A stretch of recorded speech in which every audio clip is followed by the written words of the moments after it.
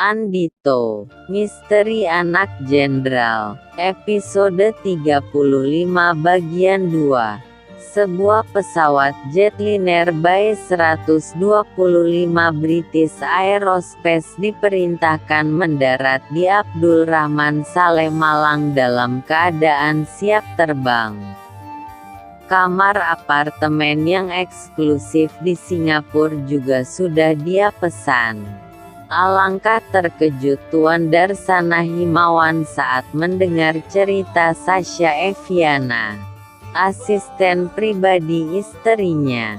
Dia kemudian meminta pada salah satu anggota direksi dan akuntan perusahaan agar mengecek saham perusahaan. Yang terjadi adalah sebuah korporasi besar di luar negeri telah menggoreng saham Has Limited sejak sore dan menarik seluruh dana mereka sendiri pada saat mencapai harga tertinggi pada waktu yang tidak diduga-duga. Itu telah menghabiskan seluruh cadangan uang Has Limited di bank dan membuat cash flow perusahaan hancur total. Lebih hebat lagi, ternyata jaminan aset yang harusnya bisa menopang dalam kondisi darurat justru habis dialihkan untuk Sony berjudi di Macau. Harusnya ada mekanisme untuk menyelamatkan kita pada saat kritis.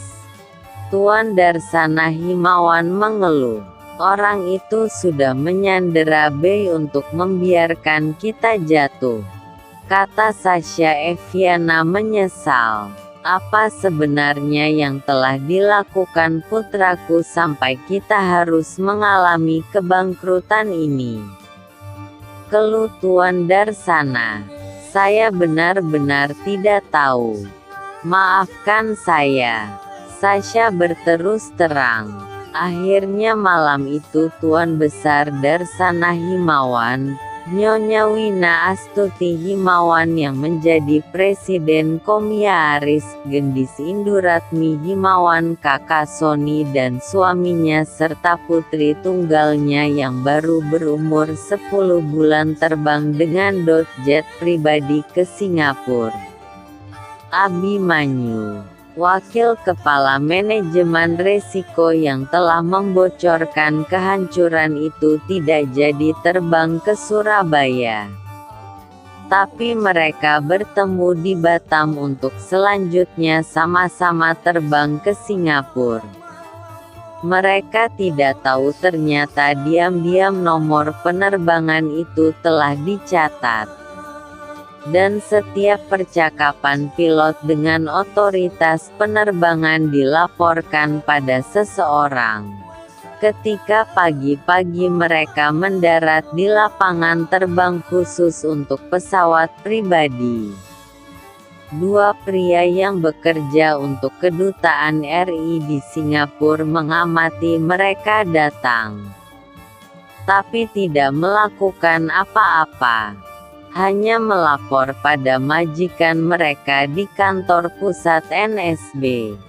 Pagi ini suasana rumah keluarga Pak Rustam benar-benar sibuk. Ketika Nyonya Siti Basnah Labika turun dari mobilnya yang disupiri Nabil di seberang jalan, terlihat sejumlah polisi yang membawa anjing pelacak di beberapa sudut rumah. Anggota POM AD yang berjaga juga ditambah. Apalagi polisi-polisi yang berlalu lalang di depan rumah. Hampir tak mungkin seekor lalat pun bisa lolos masuk ke dalam. Hati Nyonya Basnah berdebar kencang saat menyeberangi jalanan itu. Sungguh dia tak mengira rumah Nyonya Anis Caniago yang kaya raya mungkin lebih dari Tuan Darsana Himawan sendiri itu jadi sangat ketat penjagaannya. Seolah akan dikunjungi seorang presiden. subscribe dulu untuk berlangganan video di channel ini secara gratis dan tekan jempol ke atas jika kalian suka. Oke?